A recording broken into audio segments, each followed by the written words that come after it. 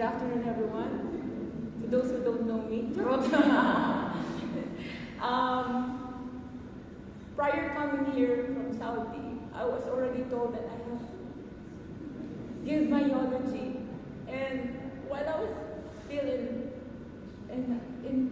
Saudi, I could not compose, I could not draft anything. I was just editing whatever. But then, today when I was sitting here, English. Because we have a friend here from Myanmar, so she could relate. Okay, so when I was sitting here, I was like, I need to write down so I will not forget the very important thing that I want to say. So here it is. Yeah, louder. We gather here today. Is that loud enough? To celebrate the life of Inday. So that's our endearment, Inday.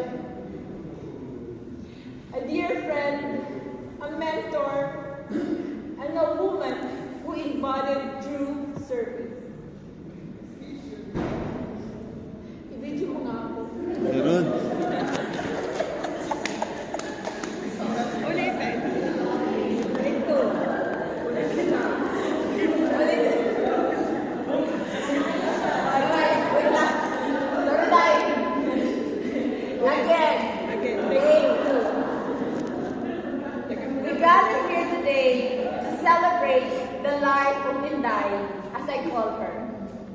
A dear friend, a mentor, and a woman who embodied true service. Many of you might not know this, but our friendship blossomed at a Christmas party in the Friends and Curtains building. Inday, new to the group, although she's really not new, but it's new to the circle of our group, felt alone. Because Ate Adi was not there, I don't know where she was. So, I introduced myself. I'm also new to the Jaren family. It was my first Christmas party with them. But I feel at peace with the family. So, knowing that she was alone, I introduced myself, determined to make her feel welcome. Little did I know, this simple act would forge a bond that would last a lifetime. Our path continued to cross in pencil. Inday, the ever-organized teacher's assistant, constantly reminded me to update my journal. Her gentle persistence in writing my journal makes me very at ease with her. Still, she was gentle at that time with me. She saw potential in me, even when I didn't see it myself. She told me that I'm supposed to be the first honor in our batch if only I have finished my journal. As we became closer, I discovered a different side of Inday. She possessed a fierce passion for serving the Lord. Her killer eyes, as I call them, conveyed a clear message. Excellence mattered. This unwavering commitment was contagious, inspiring me to become more active in the ministry. We've been through a lot. I was always there by her side when it comes to serving the Lord. I am her feet. Whenever she asks me to go there, buy this, do this, she's doing. But I am not the hand, because she's the hand. She's doing everything, and she's very perfectionist. As everyone who stands up there, she's always said she's a perfectionist. So I'm only the feet, she's the hand. She's the one who's doing everything. I will just, it seems like giving her the raw material, and she's just do everything. She's seeing to it that you do it well, or else, if you don't do it well, the killer eye is activated. Inday wasn't just my friend. She was my rock. Before the term frontliner became popular, I was already on the front lines in the ministry. That once she activated that side of her, everyone around me was pushing to handle her because they don't want to handle it. Like that, kabayan, ano naman, nagsungit, ikaw pumunta doon. So, ako yung frontliner. Ako yung nakakuha ng mga balis ng kanyang kasungitan. So, sinasalo ko lahat doon kasi ayaw nilang i-handle. So, ako yung pinaka-frontline nila. Dai, Dai. So, ako yun, frontliner. Yes. So, it's only me that has ability to pacify her. I was the only one who could calm her down. And somehow, that ability strengthened our bond. Sabi siguro niya, kaya pala ako ni So, kaya naging close kami doon. Kasi kahit inaaway na niya ako, nandyan pa rin ako sa kanya. Baka nakawayin mo ako, wala akong pakialam. What made our friendship truly special? It was constant give and take. Inday treated me to meals, lagi akong nililibre, and included me in her shopping spree. Although, ako yung konsensya niya, Day, kailangan mo ba yan? Ang mahal-mahal niya, amen. So ako yung konsensya, nilang dalawa. Ako yung konsensya din, nung wala, nag-splurge na sila sa shopping. Pero while I was still here, I'm the one who said, hindi mo kailangan yan. Maganda, pero hindi mo kailangan yan. But then when she do some shopping, of course, meron din ako isang item doon. Kasama ako sa shopping niya. So, she kept me company, filling a void I didn't know existed.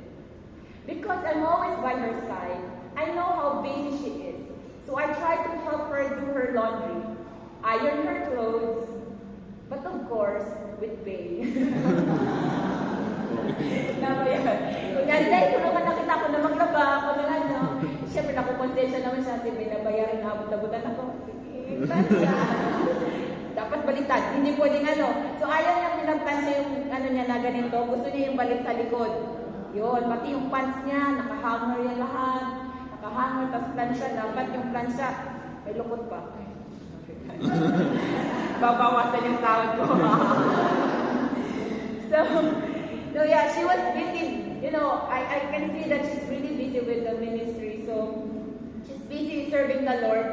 I am busy serving her. And the Lord. Sabi nga, kung si Mami, si Inday yung kanang kamay niya, ako naman kaliwang kamay niya. Pero si Inday, ako din yung kanang kamay niya. So ako lang yung nagsusupport lang ako sa kanila. The news of Inday's cancer diagnosis hit me hard. Kami ni Mami yung unang nakatanggap ng doktor na may cancer siya. So, right at the very moment, when I was staying here, it was 2020, October, lagi ako, NMC siya na nagpa-check up, tapos yung office ko sa Hamda, sa Khalifa Street. So every time she goes for check-up, I always ask my boss ko, sinabi ko na ang boss ko, na-notify ko na, boss, I need to accompany my friend. And she's not just a friend. I always emphasize that whenever I give description to Ate Cecil, sir, she is not just a friend, she is a teacher. She is a sister to me. So please, in case she needs me in the hospital, can I excuse from work? And my boss said, it's okay. So every time she goes to NMC hospital, every checkup, I see to it that I go to her. I see you siya, nag-answer yung CT scan, ganyan. Umiinom siya ng nilalaklak niya yung isang bote, para contrast ata yun. Yun ako nagsisya, sige, kaya mo rin dahil. Kaya mo nga reverse dati.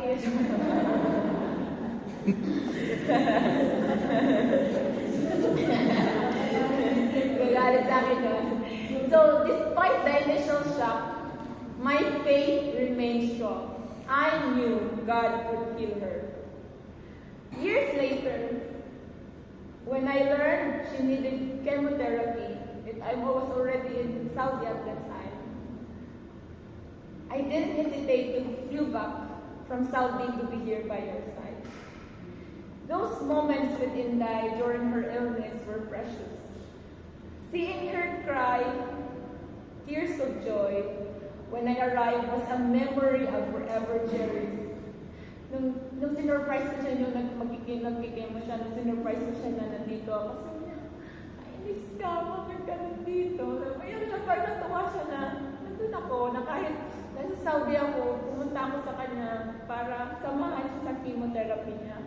So I was really, I was so blessed with her life na nga, lagi nga akong nililibre, lagi nga ako, kasama niya lagi. So it's my time to give back to her sa lahat ng mga blessing na naiabot niya sa akin. So kahit, yung friendship namin ang mahal, ikit sa kabisa. Pero I don't mind it sa lahat ng mga ginawa din niya sa akin. So, nung mga time na nagkikimo siya, pinag-drive ko siya, and I was able to do that to her, na nasiservuhan ko siya, na parang I don't have regrets with our friendship kasi at least na nabigyan na naibigay ko din sa kanya yung love, yung support na kahit yung biyari sa kanya, naibigay ko sa kanya. And, our friendship transcended geographical boundaries. Distance couldn't diminish the love and support we shared. A day after her passing, I told my boss she's gone. My boss became sad, but still happy for me, at least he allowed me to visit her while she was in the hospital, alive. Sabi ng boss ko, Maria, paano kaya kung hindi kita pinayagan pumunta nung second time na bumalik ako? Paano kaya pag hindi kita pinayagan? Siguro, all your life you will curse me. Buti pinayagan kita. And then, sir, sabi ko, salamat sir, kasi pinayagan mo ako na makita siya, nandun siya sa hospital. At least, if something happens, I was able to see her. Tapos, humirit ako. Then after that, humirit ako sa boss ko. Kasi 3 months na ako provisionary. Sir, pwede ba makahingi ng increase?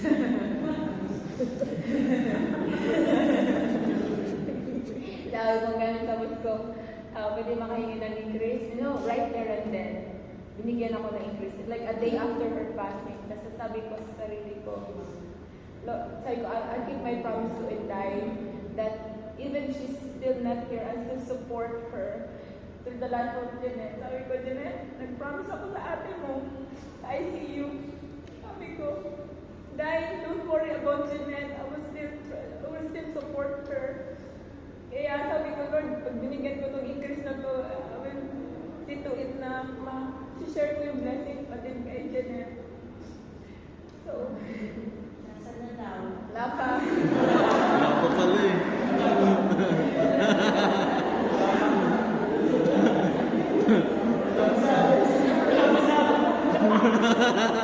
Huwag mo na ako sinigilin ngayon. Naka-record yan. Sige, pababalikan ko si Jill dito, titikitan ko, kayo na bahala sa kanya. So, in Dai's passing, left a void in my heart, but her legacy lives on. Her final words, while she was in the ICU, ayusin mo buhay mo. Yun lang. Fix your life, that's all. It resonates deeply within me. I am determined to honor her memory by living a life worthy of her love and guidance. Inday wasn't your typical influencer. She didn't crave attention. She influenced others by her unwavering commitment to serving God with excellence. This is the true legacy she leaves behind, a call to action for all of us. Let us not wait to be told what to do. Let us offer ourselves willingly, serving the Lord with gladness, true commitment, and the very best we can offer. Inday, my best friend, my mentor, my silent influencer, you will be deeply missed. But your spirit lives in the hearts of everyone you touch. May we continue to serve the Lord with the same passion and dedication that you inspired. Salamat po sa ating lahat and God be all the glory. Hindi ko